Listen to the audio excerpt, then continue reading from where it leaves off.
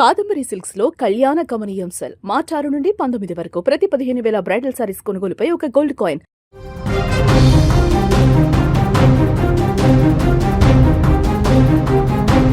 ఊహించిన దానికంటే వేగంగా పశ్చిమాసియాలో రణరంగం పెరుగుతోంది. అగ్రరాజ్యం అమెరికా తన విశ్వరూపాన్ని ప్రదర్శిస్తూ ఇరాన్ ఆర్థిక వెన్నెముకను విరిచేసేందుకు సిద్ధమైంది.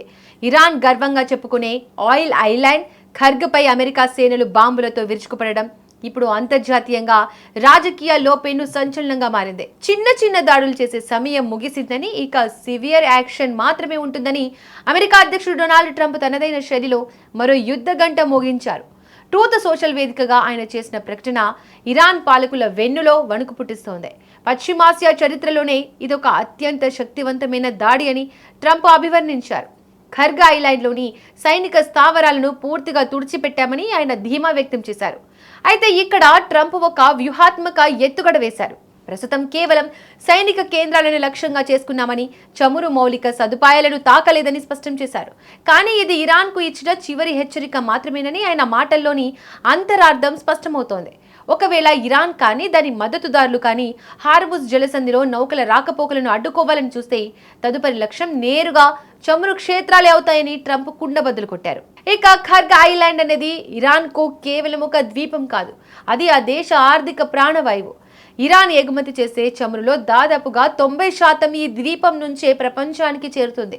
అటువంటి కీలక ప్రాంతంపై దాడి చేయడం అంటే ఇరాన్ను ఆర్థికంగా నామరూపాలు లేకుండా చేయడమే. యుద్ధం మొదలైనప్పటి నుంచి 13.7 మిలియన్ బ్యారెళ్ల చమురును ఇక్కడి నుంచే ఇరాన్ సరఫరా చేసింది.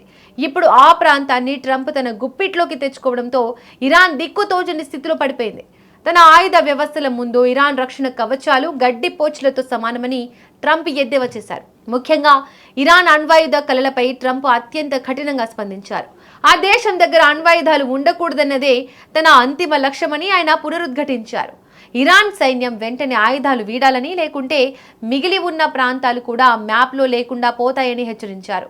అబ్రహం లింకన్ నౌక భద్రత విషయంలో తనకు పూర్తి నమ్మకం ఉందని, అమెరికా పూర్తి స్థాయిలో దిగితే దాని పర్యవసానాలు ఊహాతీతంగా ఉంటాయని హెచ్చరించారు. ఇరాన్ ఇప్పటి వరకు ఈ దాడిపై అధికారికంగా స్పందించినప్పటికీ లోపల మాత్రం ఆ దేశం తీవ్ర ఆందోళనలో ఉన్నట్టు తెలుస్తోంది. ఈ పరిణామాలు ప్రపంచవ్యాప్తంగా చమురు ధరలను ఆకాశానికి చేర్చే అవకాశం ఉంది. పశ్చిమాసియాలో ముంచుకొస్తున్న ఈ ముప్పు ప్రపంచ దేశాలను ఆందోళనకు గురిచేస్తోంది. ట్రంప్ ఇచ్చిన ఈ వార్నింగ్తో ఇరాన్ వెనక్కి తగ్గుతుందా లేదా యుద్ధాన్ని మరింత తీవ్రతరం చేస్తుందా అన్నది ఇప్పుడు $1 బిలియన్ ప్రశ్న.